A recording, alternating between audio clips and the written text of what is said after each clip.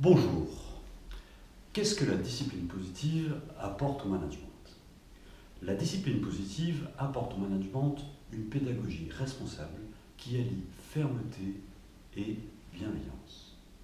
La fermeté, c'est poser un cadre et des lignes de conduite. C'est se respecter en tant que responsable, dirigeant, manager, chef d'entreprise ou toute personne ayant dans ses fonctions un rôle d'encadrement et respecter la situation.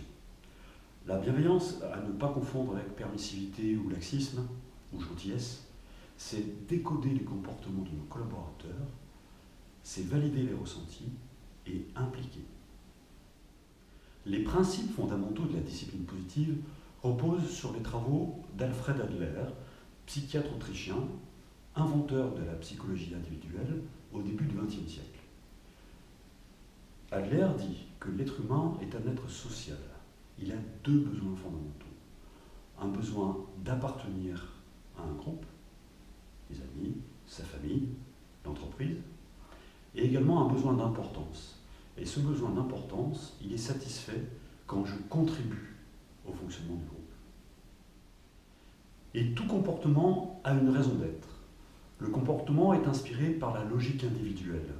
Face à une situation, je pense, je ressens, et j'agis, suivant ma propre logique privée, qui n'est pas la même que celle de mon interlocuteur. Et mon comportement, comme celui de mon interlocuteur, va passer à travers ce filtre. Donc, on va apprendre à décoder ce que nous ressentons face à une situation pour découvrir quel est le but caché derrière un comportement inapproprié. Par exemple, un collaborateur qui arrive toujours en retard. Quel est son but? Est-ce qu'il recherche mon attention? Ou est-ce qu'il veut prendre une revanche sur quelque chose un jour où je l'ai blessé? Est-ce qu'il veut garder le pouvoir? Tu peux pas m'obliger à faire ça. Ou est-ce qu'il veut renforcer son sentiment d'incapacité? Concrètement, on va partir des défis et des difficultés que nous rencontrons au quotidien avec notre équipe pour les transformer en talent et qualité de vie au travail. Le principal outil est l'encouragement. Rudolf Dreckers, qui a travaillé avec Alfred Adler, disait « L'encouragement est à l'être humain ce que l'eau est à la plante. » C'est pas parce que je vais arroser la plante tous les jours qu'elle va fleurir tous les jours. En revanche, c'est nécessaire pour sa croissance.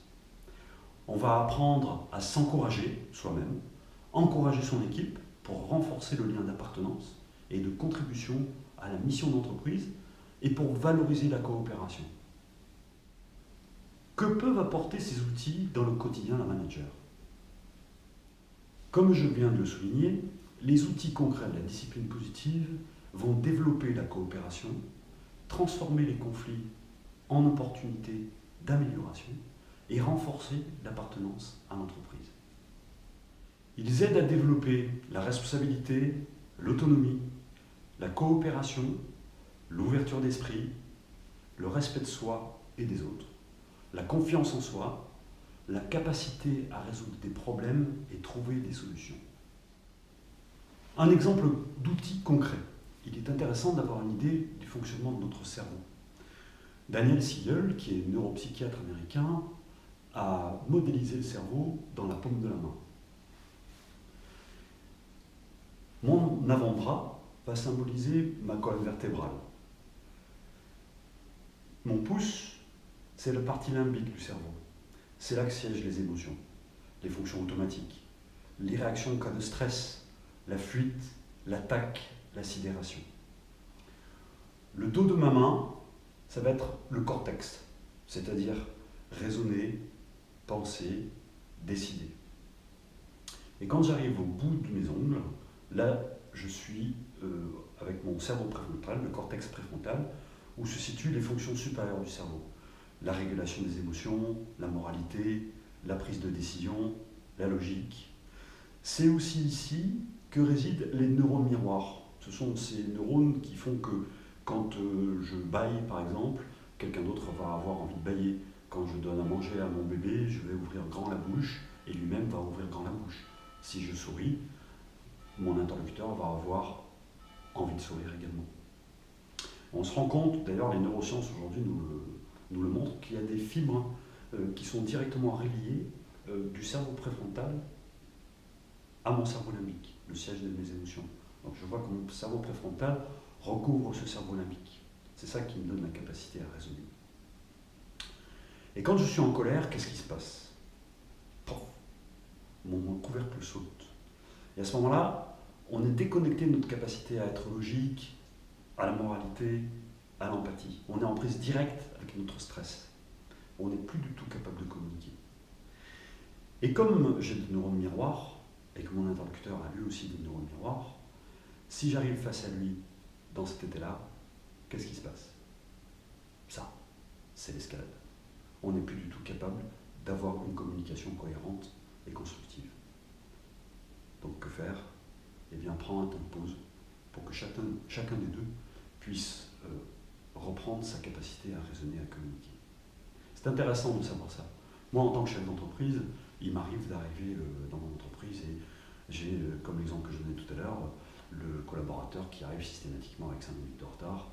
Et si j'ai eu une journée qui a mal démarré, avec du stress, des dossiers à gérer, un rendez-vous qui est important derrière, et qui ne me met pas dans le confort que j'ai habituellement, et si je suis déjà un petit peu comme ça, et que lui il arrive avec ses 5 minutes de retard habituel, je risque de monter comme ça, et si je lui communique mon mécontentement, je vais être dans cette position-là, lui va se mettre dans cette position-là tout de suite, et à ce moment-là, on va se dire des choses qu'on n'a pas forcément envie de se dire à ce moment-là. Donc, je prends mon temps de pause et je reviendrai quelques heures, un jour ou 2 jours après, ou au prochain entretien individuel, pour parler de ce problème, de ce comportement de sa part qui me paraît inapproprié. C'est intéressant de connaître le fonctionnement de son cerveau. C'est pas la peine de se souvenir de tous les détails que je viens de vous expliquer à l'instant, mais c'est intéressant parce que on est tout à fait capable de se rendre compte à quel moment on va faire sauter notre couvercle.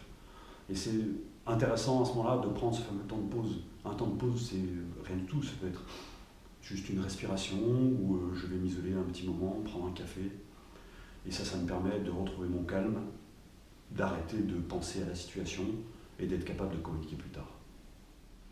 Au cours des ateliers de formation, les participants vont être mis en situation concrètement, en partant des défis et difficultés qu'ils rencontrent dans leur quotidien, avec leur équipe, leurs collaborateurs. Ils vont expérimenter des outils pour encourager leur équipe à développer des qualités et des talents constructifs. Ils vont faire des recherches de solutions ensemble, sur des problématiques que chacun d'entre eux peut rencontrer dans son quotidien. Évidemment, ça va les amener à changer de regard sur l'erreur. Rudolf Dreikers disait d'ailleurs, l'erreur est une formidable opportunité d'apprentissage. Ça va nous permettre de cultiver la connexion, créer du lien et faire de la qualité de vie au travail un vrai sujet d'équipe. Les ateliers de formation se déroulent partout, en France ou à l'étranger, là où on en a besoin, en intra ou en inter-entreprise. Vous pouvez rentrer en contact avec moi via le site internet www.bertrandnicole.com. Je serai aussi heureux de répondre à vos questions par mail. Vous pouvez aussi me laisser un message sur ma boîte vocale, mes coordonnées sont à la fin de cette vidéo. Personnellement, ce qui m'anime dans la transmission des outils de discipline positive, c'est le changement de regard qui s'opère au cours de la formation. C'est d'apporter des outils concrets qui facilitent la vie dans le quotidien d'entreprise, c'est donner du sens au travail. Merci pour votre attention. À bientôt.